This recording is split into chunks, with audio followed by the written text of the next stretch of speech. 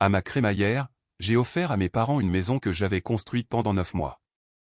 Ils ont balancé les clés comme un déchet. Tu n'es qu'une employée de bureau, ma chère. Je les ai prises et je suis parti. Le lendemain, j'ai appelé mon avocat.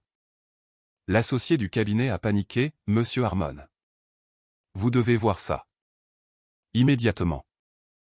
J'ai passé 9 mois à construire cette petite maison en cèdre à la main. Et mon père a fait sauter les clés avec 2 doigts, comme s'il balayait des miettes sur une table. Elles ont dérapé sur l'îlot en quartz blanc et se sont arrêtées à côté du verre de vin à moitié vide de quelqu'un. Pendant une seconde, personne n'a parlé. Puis ma mère a ri. Pas fort, juste assez. La crémaillère avait lieu dans mon nouvel appartement. Cuisine ouverte, long Islande, le salon derrière avec toutes les lumières trop vives parce que ma mère disait qu'un éclairage tamisé donnait à une maison un air bon marché. Il y avait peut-être 20 personnes. Les associés de mon père, leurs épouses, 2 voisins de l'ancienne rue, le genre de personnes qui tiennent un verre de vin par le pied et regardent votre maison comme pour vérifier si elle en est digne. Ma maison en cèdre était posée au milieu de l'îlot, longue d'environ 18 pouces, avec de minuscules volets noirs et un petit porche. La porte d'entrée s'ouvrait même si l'on tournait la clé en laiton. À l'intérieur, sous le panneau du plancher, se trouvait le cadeau. Le vrai cadeau, mais ils n'ont jamais regardé assez longtemps pour le trouver. Ma mère s'est penchée en avant et a tapoté le toit avec un ongle. Elle a dit, « Eh bien, c'est fait main. » Puis une de ses amies a souri dans son chardonnay et a dit, « Je suppose que c'est mignon. » Mon père a ramassé la clé, l'a retournée une fois, puis l'a rejetée. Il a dit, honnêtement, « Claire, où est-ce qu'on pourrait bien mettre ça ?»« Claire. Pas ma chérie, pas mon cœur. Pas ma petite. Claire. » La façon dont il prononçait mon nom quand j'avais des ennuis étant enfant ou quand il voulait que tout le monde dans la pièce se souvienne exactement de ma place. J'étais toujours là, debout, tenant le sac cadeau vide. J'avais de la sueur sous un ongle parce que j'avais poncé la base ce matin-là. Si vous vous êtes déjà retrouvé dans une pièce en réalisant que les personnes qui vous humilient apprécient le public presque autant que l'humiliation, vous connaissez probablement ce sentiment. Abonnez-vous et restez avec moi une seconde parce que je me suis penché, j'ai ramassé ces clés et j'ai dit, vous avez raison. Et le lendemain matin, l'un des associés de mon père l'appelait en panique. Ma mère a semblé soulagée quand j'ai dit ça. Vous avez raison. Comme si elle pensait que j'avais enfin appris le scénario. L'une des femmes près de l'évier a demandé ce que je faisais déjà. Avant que je puisse répondre, mon père a souri.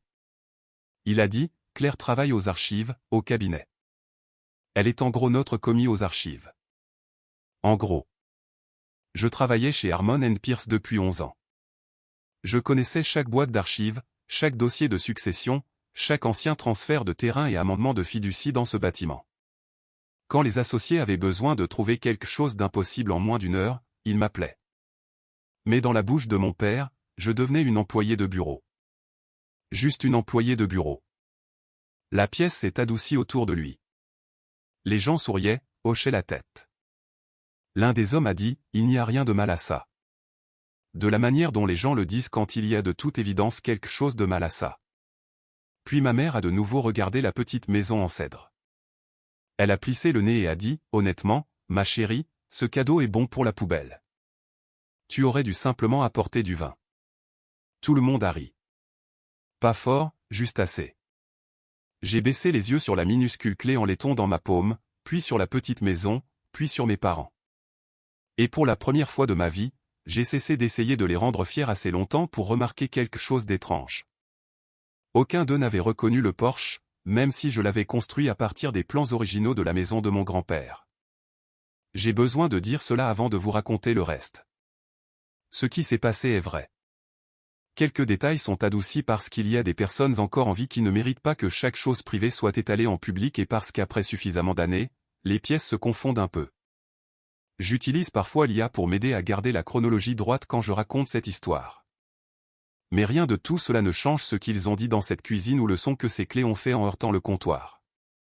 Si vous avez déjà passé si longtemps à vous faire plus petit que les gens ont commencé à croire que vous l'étiez vraiment, abonnez-vous et restez avec moi. Vous savez déjà à quel point il est facile de confondre l'invisibilité avec la paix. J'étais la fille aînée d'une famille d'avocats.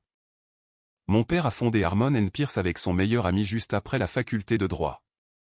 Ma mère présidait chaque collecte de fonds, chaque conseil d'administration, chaque gala de charité où les femmes portaient des perles et parlaient de service pendant que quelqu'un d'autre débarrassait les assiettes. Puis il y avait moi. Je ne suis pas devenue avocate. J'ai essayé pendant un semestre. C'est encore difficile pour moi de l'admettre. J'ai tenu exactement 4 mois à la faculté de droit avant de commencer à me réveiller au milieu de la nuit, incapable de respirer. J'ai dit à mon père que je ne pensais pas pouvoir le faire. Il m'a regardé de l'autre côté de son bureau et a dit, « Alors, au moins, ne fais pas honte à la famille. » Je suis donc rentré à la maison et, parce que je voulais toujours qu'il me regarde de la même manière qu'il regardait les associés, les fils et les gens qu'il respectait, j'ai accepté la seule place qu'il m'a offerte, archives, dossiers, arrière-salle. 11 ans au sous-sol de Harmon & Pierce, où les lumières fluorescentes bourdonnaient et les vieux dossiers de succession sentaient la poussière, le papier et le moisi d'avant ma naissance. Mon badge de bureau indiquait commis aux archives. Je le gardais dans mon portefeuille parce qu'une partie de moi pensait que si je portais ce titre assez longtemps, peut-être que ça cesserait de faire mal. Ça n'a jamais cessé. Le fait est que j'étais très doué pour ça, meilleur que quiconque. Je savais où chaque vieille fiducie était classée, chaque acte de propriété, chaque transfert d'entreprise, chaque règlement familial scellé que personne ne voulait se rappeler. Les associés descendaient sans leur veste, la panique sur le visage, parce que quelque chose manquait. Un accord de délimitation, une page de signature originale, un codicile oublié datant de 20 ans. Et je le trouvais, toujours. Ensuite, il remerciait mon père d'avoir embauché un personnel si loyal. Personnel, pas fille. Un après-midi, une réceptionniste nommée Marlène se tenait dans la salle de photocopie, me regardant transporter 3 boîtes d'archives sur un chariot. Elle a dit, « Tu sais, tout le monde dans ce bâtiment agit comme si tu étais une employée, mais tu es la seule personne qui sait réellement où se trouve quoi que ce soit. » J'ai ri. J'ai vraiment ri. Puis je lui ai dit que c'était comme ça dans les familles. Non, ce n'était pas vrai. C'était juste comme ça dans la mienne. Mon jeune frère Andrew est devenu avocat. Bien sûr qu'il l'est devenu. Il est devenu associé à 36 ans. Il y a une photo de mon père accrochant la plaque d'associé dans le bureau d'Andrew. Ma mère l'a fait encadrer. Quand j'ai acheté ma maison l'année dernière, ils sont venus pour exactement 22 minutes. Ma mère a dit que les plafonds étaient bas. Mon père a demandé si j'étais sûr que le quartier était sûr. Puis ils sont partis avant que je puisse leur montrer le jardin. Cette crémaillère était la première fois qu'ils revenaient. J'ai passé des semaines à la préparer. J'ai repassé les nappes. J'ai poli les fenêtres. J'ai tout cuisiné moi-même. La maison en cèdre avait pris 9 mois.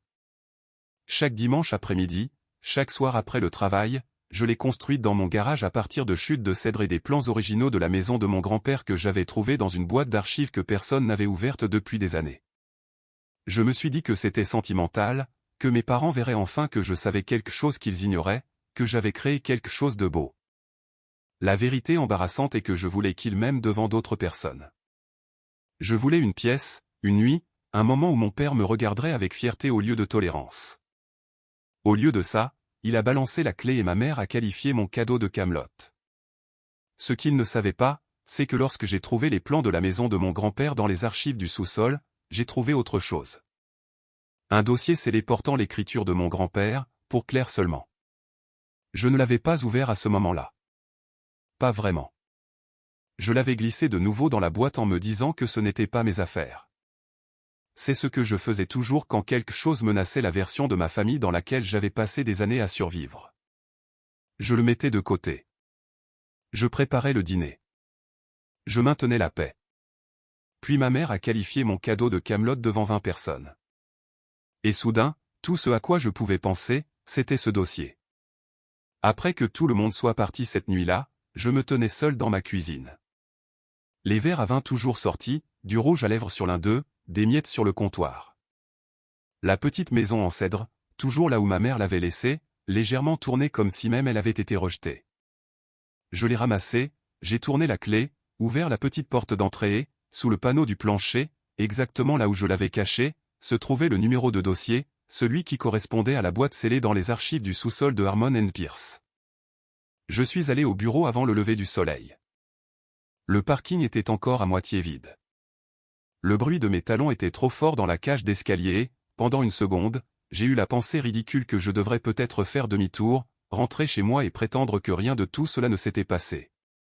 C'était toujours mon instinct. Rendre les choses plus petites. Rendre les choses supportables.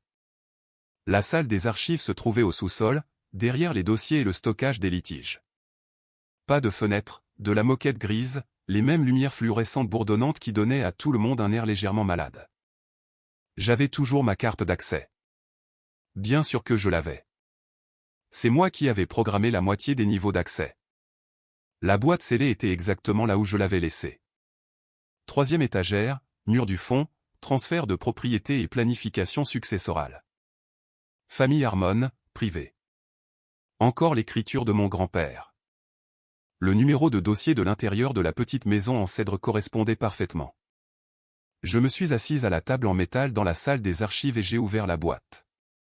À l'intérieur se trouvait un dossier manille, une clé en laiton et une lettre. Claire, si tu lis ceci, c'est que tes parents ont finalement fait l'erreur de te montrer exactement qui ils sont devant des témoins. J'ai fixé cette phrase pendant un long moment. Puis j'ai continué à lire. Ton père croit que, parce qu'il a bâti le cabinet, il possède la famille. Ta mère croit que, parce qu'elle protège les apparences, elle protège la vérité. Aucun d'eux ne comprend que la vérité survit sans eux. Dans ce dossier se trouve le transfert original du terrain Harmon sur Willow Street.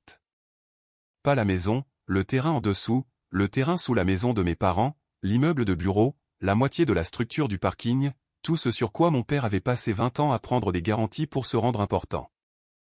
La propriété ne lui avait jamais été transférée, pas légalement. Mon grand-père l'avait mise en fiducie pour moi. J'ai arrêté de respirer une seconde. Non, pas pour moi exactement. Pour l'enfant de la famille qui comprendrait comment tenir des registres, comment remarquer, comment rester quand tous les autres ne voulaient qu'être vus. Il y avait un amendement joint, signé, notarié. La bénéficiaire nommée dans la version finale était moi, Claire Harmon. Il y avait une condition. Si un membre de la famille humiliait, diminuait ou reniait publiquement la bénéficiaire en lien avec l'entreprise familiale ou l'héritage, tous les droits revenaient immédiatement. J'ai pensé aux clés heurtant le comptoir, au rire, à ma mère disant « ce cadeau est bon pour la poubelle », à mon père m'appelant une employée de bureau devant les associés. Et soudain, j'ai compris pourquoi mon grand-père avait intégré les plans de la petite maison dans le dossier. Il avait su, peut-être pas la pièce exacte, peut-être pas les mots exacts, mais il savait quel genre de personne mes parents étaient quand ils avaient un public. J'ai apporté le dossier à l'étage, au bureau de Martin Pierce, l'associé principal, le meilleur ami de mon père, l'autre nom sur la porte. Son assistante a semblé surprise en me voyant. Je n'étais habituellement autorisé à l'étage que si quelqu'un avait besoin de déplacer des boîtes ou de trouver des signatures. J'ai dit, je dois voir Monsieur Pierce. Elle a commencé à me dire qu'il était en réunion. Puis elle a vu le dossier dans ma main et peut-être mon visage, car elle s'est levée immédiatement et a ouvert la porte. Martin était à la table de conférence avec 3 autres associés, des tasses de café, des ordinateurs portables, l'un d'eux riant encore de quelque chose. J'ai posé le dossier devant lui. Il a d'abord semblé agacé. Puis il a vu le numéro de dossier, puis la clé. Puis la signature de mon grand-père. Tout son visage a changé. Il a ouvert le dossier, a lu la première page, puis la deuxième. Puis il s'est levé si vite que sa chaise a heurté le mur. Il a dit, « Où as-tu eu ça ?» J'ai dit, « Mon père l'a jeté. » Personne n'a parlé. Martin a de nouveau baissé les yeux sur les papiers. Puis il a dit quelque chose que je ne l'avais jamais entendu dire de toute ma vie. Il a dit, « Mademoiselle Harmon. » Pas Claire, pas ma petite, pas ma chérie. Mademoiselle Harmon. Puis il a pris le téléphone du bureau et a appelé mon père. Je n'entendais que le côté de Martin. Richard, pause. Non, écoute-moi. Pause plus longue. Puis Martin m'a regardé, m'a vraiment regardé, et sa voix a changé. Richard, tu dois venir immédiatement. Une autre pause, puis. Non, ce n'est pas à propos de la crémaillère. Il a baissé les yeux sur la clé dans sa main, puis sur les papiers, puis sur moi. C'est à propos de Claire. Pour la première fois de ma vie, la pièce ne s'est pas rétrécie. Quand quelqu'un a prononcé mon nom, elle est devenue très, très silencieuse. Si vos parents se moquaient de la seule chose qui pouvait défaire tout ce qu'ils avaient construit parce qu'ils ne vous ont jamais cru assez importante pour le comprendre, comment appelleriez-vous cela? De l'arrogance, de la cruauté, ou quelque chose de pire parce qu'ils vous ont appris à le croire aussi. Abonnez-vous et restez avec moi parce qu'une heure plus tard, mes parents sont entrés dans cette salle de conférence en riant encore de mon cadeau poubelle et Martin a tendu à mon père l'acte de propriété du terrain qu'il n'avait jamais légalement possédé. Mes parents sont arrivés ensemble. Cela m'a presque fait rire. Ils sont entrés dans la salle de conférence, portant encore l'ambiance de la crémaillère avec eux. Ma mère portait la même veste crème. Mon père sentait encore légèrement son eau de Cologne et le scotch cher qu'il buvait après les fêtes quand il pensait que cela lui donnait un air détendu. Il est entré en souriant. Puis il m'a vu. Puis il a vu Martin debout à côté de la table de conférence au lieu d'y être assis. Puis il a vu le dossier. Le sourire a disparu. Mon père a dit, « Qu'est-ce que c'est ?» Martin n'a pas répondu tout de suite. Les autres associés étaient toujours dans la pièce. 2 d'entre eux avaient été chez moi la veille. L'un d'eux était l'homme qui avait ri quand mon père m'avait appelé une employée de bureau. Il ne voulait pas me regarder maintenant. Ma mère a vu la petite clé en laiton sur la table et a vraiment souri. C'est ça qui fait encore mal. Elle pensait que c'était à propos du cadeau. Elle a dit, « Claire, honnêtement, si tu étais contrariée, tu n'avais pas à faire toute une histoire pour cette stupide petite maison. » Stupide petite maison. Martin l'a regardé, puis m'a regardé. Puis il a dit très doucement, « Madame Harmon, je vous conseillerais de ne pas dire un mot de plus avant de comprendre ce qu'il y a sur cette table. » La pièce a changé. Mon père s'est redressé. Cette voix d'associé est entrée en lui. Celle qu'il utilisait au tribunal. Il a dit, « Martin, si c'est parce que Claire est émotive après hier soir. » Martin l'a interrompu. « Richard, assieds-toi. » Personne dans cette pièce n'avait parlé à mon père de cette façon depuis des années. Pas depuis la mort de mon grand-père. Pendant une étrange seconde, il a semblé vieux. Pas âgé, juste soudainement plus la personne la plus imposante de la pièce. Il s'est assis. Ma mère s'est assise à côté de lui, toujours confuse, toujours irritée. Martin a ouvert le dossier. Puis il a fait glisser l'acte de propriété sur la table de conférence polie vers mon père. Le transfert original de la parcelle de Willow Street. Mon père l'a regardé une fois, puis une autre. Puis son visage a perdu toute sa couleur. « Non », a-t-il dit. « Juste ça. »« Non. » Martin a dit, « Ton père ne t'a jamais transféré la propriété. » Mon père a ri trop vite. Il a dit, « C'est impossible. » Puis il a ramassé le papier. J'ai regardé ses mains, les mêmes mains qui avaient fait sauter la clé sur le comptoir de ma cuisine la veille. Elles tremblaient. Ma mère s'est penchée vers lui. « Qu'est-ce que c'est ?» Il ne lui a pas répondu. Il a continué à lire. Puis Martin a placé la lettre de mon grand-père sur l'acte de propriété. La pièce est devenue très silencieuse. Mon père a lu la première ligne en silence. Puis ses yeux se sont déplacés vers moi. Puis de nouveau vers le papier. Finalement, il l'a lu à voix haute. « Si tu lis ceci, c'est que Richard a finalement confondu l'humiliation avec l'autorité. » Un des associés a inspiré brusquement. Ma mère m'a regardé, puis mon père, puis de nouveau moi. Je ne pense pas qu'elle ait jamais imaginé qu'il y avait des parties de notre famille qu'elle ne contrôlait pas. Mon père a continué à lire. « Ta fille est la seule personne de cette famille qui comprend comment préserver ce qui compte. Tu lui as appris à rester en arrière-plan parce que tu as confondu l'utilité avec la faiblesse. Si tu l'humilies publiquement en lien avec l'entreprise familiale ou l'héritage, tous les droits reviennent immédiatement. » Je pouvais littéralement voir la pièce se réinterpréter. Les hommes qui avaient ri dans ma cuisine. La femme qui avait souri dans son verre de vin. Tous assis là, se souvenant de ma mère qualifiant mon cadeau de Camelot. Se souvenant de mon père disant, commis aux archives. Se souvenant de moi, debout, les clés à la main. Un des associés a finalement dit, « Richard, c'était à la crémaillère ?» Personne n'a répondu. Personne n'en avait besoin. Ma mère a émis un petit son. Puis elle a dit, « Claire, nous ne le pensions pas. » Je l'ai presque cru. C'est la pire chose chez moi. Même à ce moment-là, même après des années à être présenté comme du personnel, assises au bout des tables et ignorées dans des pièces que j'avais nettoyées, organisées et tenues ensemble, une partie de moi voulait toujours leur faciliter la tâche. Puis ma mère a dit, « Tu sais comment ton père est en public. » Et voilà, la vérité. Pas une excuse, une explication. La même qu'elle m'avait donnée toute ma vie. Il ne le pensait pas. Tu es trop sensible. Ne lui fais pas honte. Je l'ai regardé, puis les hommes dans la pièce qui avaient assisté à la scène, puis la clé en laiton posée entre nous. Et soudain, je n'avais plus honte. J'étais en colère, calmement, complètement. J'ai ramassé la clé, je l'ai tenue dans ma paume. Puis j'ai dit, non, vous saviez exactement ce que vous faisiez. Mon père s'est levé si vite que sa chaise a roulé en arrière. Il a dit, tu détruirais cette famille pour un malentendu. Je l'ai regardé, l'homme qui avait passé toute ma vie à agir comme si ma valeur était quelque chose qu'il avait le droit de mesurer. Puis j'ai dit la chose que je n'avais jamais dite auparavant.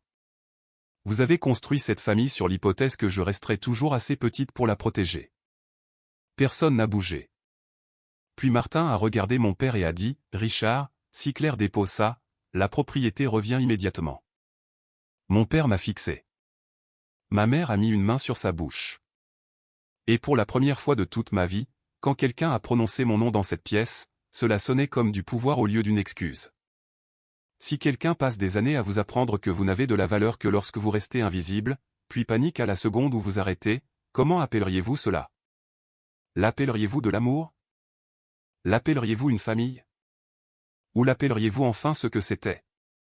Abonnez-vous et restez avec moi parce qu'après la fin de cette réunion, je suis retourné une dernière fois chez mes parents et j'ai pris la petite maison en cèdre du buffet de ma mère. Je suis allé chez mes parents cet après-midi-là alors qu'ils étaient encore au bureau. La porte d'entrée n'était pas verrouillée. Bien sûr qu'elle ne l'était pas. Ma mère avait toujours dit qu'un bon quartier était un quartier où les gens n'avaient pas besoin de fermer les choses à clé. Ce qu'elle voulait dire, c'était un quartier où tout le monde savait déjà qui avait sa place. La maison sentait le produit à polir au citron et les lisses qu'elle gardait toujours dans le hall d'entrée. Tout était exactement là où ça avait toujours été, le porte-parapluie, le bol en argent pour les clés, la photographie encadrée d'Andrew dans sa toche de diplômé sur la console près des escaliers. La mienne n'avait jamais été là. Ce détail m'a frappé plus fort que prévu. Pas parce que c'était nouveau, mais parce que soudain, je ne pouvais pas m'empêcher de voir toutes les vieilles choses clairement. La façon dont ma mère gardait la photo de mariage de mon frère dans le salon et la mienne dans le couloir de l'étage. La façon dont mon père appelait Andrew, mon fils, et moi, Claire, comme si j'étais une personne qu'il avait rencontrée au travail. La petite maison en cèdre était sur le buffet de la salle à manger. Ma mère l'avait mise là après la fête. Pas jetée, pas exposée, juste légèrement mise de côté entre un bol en cristal et l'un de ces lourds chandeliers en argent qu'elle polissait chaque Noël, comme si elle ne savait pas quoi en faire, mais ne pouvait pas tout à fait se résoudre à la jeter. Je suis resté là une minute, à la regarder. Les minuscules volets, le porche, la petite serrure en laiton. 9 mois de soirée dans mon garage. 9 mois d'espoir. Je l'ai ramassé avec précaution. Puis j'ai ouvert le tiroir sous le buffet et j'ai trouvé la clé exactement là où elle l'avait laissée tomber après le départ de tout le monde. Je l'ai mise dans ma poche. La chose que je pensais ressentir était le triomphe. Ce ne fut pas le cas. Je me sentais gêné. Pas parce que je la reprenais, mais parce que je l'avais offerte un jour. Il y avait une note sur le comptoir de la cuisine, de l'écriture de ma mère. Appeler le fleuriste. Rendre le plateau en argent. Parler à Claire. 3 courses, toutes de la même encre bleue. J'ai fixé cela plus longtemps que je n'aurais dû parce que même alors, après tout, une partie de moi cherchait encore la preuve que je comptais dans une catégorie différente de celle des corvées. Mon téléphone a sonné alors que j'étais là. Martin. J'ai répondu. Il a dit, Claire, avant que ton père ne quitte le bureau, il a demandé s'il y avait encore un moyen de garder cela secret. Je me suis appuyé contre le comptoir. La fenêtre de la cuisine au-dessus de l'évier était entr'ouverte. Je pouvais entendre quelqu'un tondre une pelouse plus loin dans la rue. Martin a continué. Il a dit que si la propriété revenait, les gens parleraient. Les gens, pas toi, pas nous, pas ce qu'il avait fait, juste les gens. J'ai fermé les yeux. Puis j'ai dit, je sais. Martin est resté silencieux une seconde. Puis il a dit très doucement, « Tu ne leur dois pas le silence. » Je pense que c'est à ce moment-là que les choses ont finalement basculé. Pas quand j'ai trouvé le dossier. Pas quand Martin a dit « Mademoiselle Harmon ». Pas même quand mon père a lu la lettre de mon grand-père.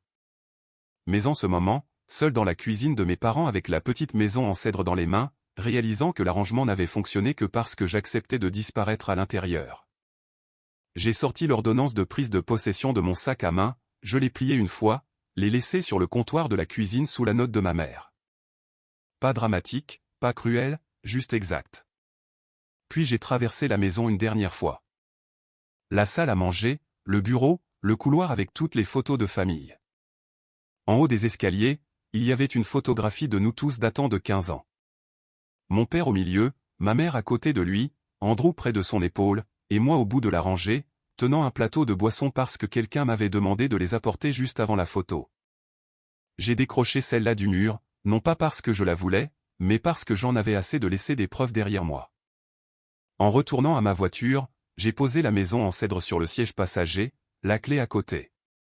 Puis j'ai regardé mon badge de bureau qui traînait dans mon sac. Commis aux archives. Je l'ai tenu dans ma main une seconde. Puis j'ai pris un stylo de la boîte à gants et j'ai écrit un mot sur la couverture en plastique, propriétaire. Quand mes parents sont rentrés et ont trouvé l'ordonnance de prise de possession sur le comptoir, ils sont venus chez moi ensemble. Je savais qu'ils le feraient. Ils avaient passé toute ma vie à arriver ensemble quand il y avait quelque chose qu'ils voulaient réparer. Il pleuvait, pas fort, juste assez pour que les cheveux de ma mère soient aplatis sur son visage au moment où j'ai ouvert la porte. Mon père se tenait à côté d'elle dans l'allée, son manteau déboutonné et ses clés de voiture serrées dans une main. La même main qui avait balancé ma petite clé en laiton sur l'îlot de ma cuisine. Pendant une seconde, aucun de nous n'a parlé. Puis ma mère a regardé par-dessus mon épaule, dans la maison. La petite maison en cèdre était sur la table d'entrée, près de la porte. Pas cachée, pas sur le côté, en plein milieu. Elle l'a vue et s'est mise à pleurer immédiatement. Pas les pleurs contrôlés qu'elle faisait en public. C'était désordonné. Rouge à lèvres étalées, épaules secouées. Elle a dit, tu l'as reprise. J'ai regardé la petite maison, puis elle, et j'ai dit, non. J'ai arrêté de la laisser là où elle n'était pas désirée. Mon père n'était toujours pas monté sur le trottoir. Il est resté au bord de la route une seconde, comme s'il pensait que la distance pouvait encore le rendre important. Puis il s'est finalement avancé. Il paraissait plus vieux qu'il ne l'était 2 jours plus tôt. Pas plus petit, juste soudainement visible. Les rides autour de sa bouche, le gris sur ses tempes, la terrible fierté obstinée qui lui avait tout coûté avant même qu'il ne réalise qu'il y avait un prix. Il a dit, Martin dit que tu peux déposer la réversion demain. Je peux. Et si tu le fais, tu perds la propriété. Il s'est arrêté, la pluie glissant du bout de son nez. Mon père avait passé toute sa vie à croire qu'il y avait toujours une pièce de plus où il serait la personne que tout le monde écoutait. La salle d'audience, le bureau, la table du dîner. Et maintenant, il se tenait dans mon allée, regardant la fille qu'il avait présentée comme étant en gros une employée de bureau. Il a dit très doucement, « Claire, s'il te plaît. » Ce mot m'a presque anéanti. Pas parce que c'était suffisant, mais parce que c'était la première fois de ma vie que je l'entendais demander au lieu d'exiger. Ma mère s'est approchée. Elle a de nouveau regardé la maison en cèdre, puis moi. Puis elle a dit, nous ne savions pas. J'ai failli rire. La pluie, l'allée, la petite maison dans mon entrée. Tout cela semblait soudain si absurde. Vous saviez, j'ai dit. Vous pensiez simplement que ça n'avait pas d'importance parce que vous ne pensiez pas que moi, j'en avais. Ma mère a couvert sa bouche. Mon père a détourné le regard. Et puis finalement, il s'est mis à pleurer. Pas avec grâce, pas comme les hommes importants pleurent dans les films avec une seule larme et un silence significatif. Il s'est effondré, une main sur le visage, les épaules secouées, debout sous la pluie à côté des hortensias que ma mère me faisait toujours tailler chaque printemps. Il a dit, je n'ai jamais pensé que tu ferais ça. Voilà, tout était dit. Pas je n'ai jamais pensé que je t'avais blessé. Pas je n'ai jamais pensé que tu te sentais comme ça. Je n'ai jamais pensé que tu ferais ça. Parce que quelque part en lui, il avait toujours cru que je continuerais à porter le poids juste pour qu'il soit à l'aise. Je suis resté là, la clé en laiton chaude dans ma poche. Puis je l'ai sorti. La petite clé de la petite maison en cèdre. La chose dont ils s'étaient moqués. La chose qu'ils avaient qualifiée de camelote. Je l'ai tenue dans ma paume une seconde. Puis j'ai regardé mon père et j'ai dit, « Vous m'avez appris à garder tout ce qui est important caché dans de petits endroits. » Personne n'a parlé. La pluie continuait de tomber. Finalement, ma mère a chuchoté, « Qu'est-ce qui se passe maintenant ?» J'ai regardé à travers l'embrasure de la porte, dans ma maison, la maison en cèdre sur la table, le bol bleu ébréché près de la porte, la petite vie tranquille à l'intérieur que personne ne m'avait aidé à construire. Puis j'ai dit, « Maintenant, j'arrête d'essayer de mériter ma place. » J'ai fermé doucement la porte. Plus tard dans la nuit, j'ai remis la clé en laiton à l'intérieur de la petite maison en cèdre et je l'ai placée au centre de la table d'entrée où tout le monde pouvait la voir. Pendant des années, j'ai pensé que je voulais que mes parents aient honte. Ce que je voulais vraiment, c'était arrêter d'avoir honte d'avoir besoin de plus que des miettes. Merci d'être resté avec moi à travers cela. Si vous avez déjà été traité comme si vous n'aviez de l'importance que lorsque vous étiez utile, j'espère que vous vous souviendrez de ceci. Les personnes qui vous maintiennent petits dépendent souvent du fait que vous ne remarquiez pas votre propre taille.